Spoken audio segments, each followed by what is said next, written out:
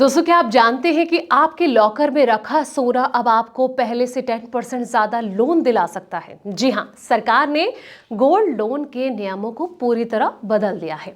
लेकिन असली धमाका तो 1 फरवरी को बजट में होने वाला है। क्या है वो 2 गुड न्यूज और बजट की बड़ी तैयारी, आइए विस्तार से समझते हैं। नमस्कार, मैं हूं आपके साथ संध्या बिष्ट और आप देख रहे हैं द इकोनॉमिक टाइम्स हिंदी। दोस्तों, गोल्ड लोन देने वाली गैर सरकारी वित्तीय कंपनियों यानी कि एनबीएफसी के लिए प्राथमिकता क्षेत्र का दर्जा छोटे उधारकर्ताओं द्वारा गोल्ड लोन का उपयोग तेजी से बढ़ रहा है। इनमें से अधिकांश लोन जो है 50,000 रुपए से कम के होते हैं। इन लोन का उपयोग चिकित्सा बिल, शिक्षा खर्च, कृषि संबंधी जरूरतों या फिर छोटे व्यवसाय के लिए कार्यशील पूंजी के रूप में किया जाता है। बता दें कि बैंकों को पहले से ही ऐसे लोन के लिए प्राथमिकता क्षेत्र ऋण यानी कि पीएसएल का लाभ मिलता है।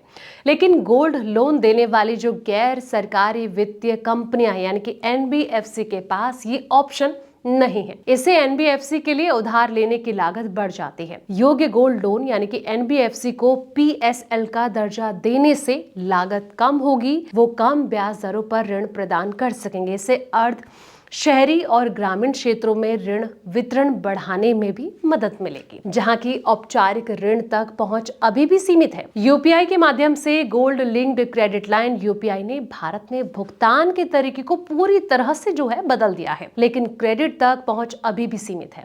गैर राष्ट्रीय वित्तीय संस्थानों यानी कि एनबीएफसी के माध्यम से यूपीआई द्वारा gold link credit line UPI आधारित क्रेडिट लाइन शुरू करना एक सरल समाधान हो सकता है। इस मॉडल के तहत उपभोक्ता आइडियल गोल्ड ज्वेलरी का उपयोग करके सीधे यूपीआई ऐप के माध्यम से एक रिवॉल्विंग क्रेडिट लाइन का लाभ उठा सकते हैं। जरूरत पड़ने पर वो तुरंत धनराशि निकाल सकते हैं। धनराशि लगभग 12 से लेकर 18% की ब्याज दर पर उपलब्ध है। ये अधिकांश असुरक्षित क्रेडिट कार्ड की तुलना में कई अधिक सस्ता ऑप्शन माना जाता है। गोल्ड लोन पर पहले से ही भरोसा किया जाता है और यूपीआई दैनिक जीवन का एक अभिन्न अंग बन चुका है। इन दोनों को मिलाने से ऋण अधिक सुलभ हो जाएगा। उच्च ब्याज दर वाले ऋणों पर निर्भरता जो है वो कम हो जाएगी। ऋणों के जिम्मेदार उपयोग को बढ़ावा मिलेगा और साथ ही अल्पावधि में तरलता और उपभोग में वृद्धि होगी। समय के साथ इससे परिवार की आर्थिक स्थिति में सुधार होगा और साथ ही उधारकर्ता औपचारिक प्रणाली में